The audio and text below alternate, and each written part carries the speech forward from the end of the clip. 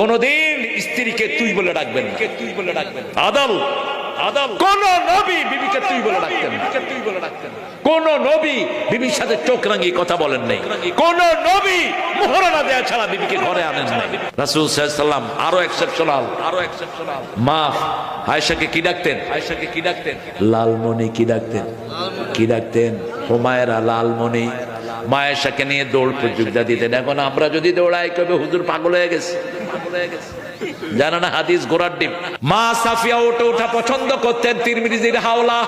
বিশ্বনবী এভাবে হাত পাততেন, ওখানে পা দিয়ে মা আয়েশা ওটার উপরে উঠতেন, রাসূল সেই ওটের রশি ধরে টানতেন। বিবিদেরকে কি অধিকার তিনি দিয়েছেন? বিবিরা বলতো কোনদিন আগে রাসূল খান নেই, একসাথে বসতাম, আমাদের মুখে লোকমা তুলে দিতেন, তারপরে তিনি খেতেন রাহমাতাল লিল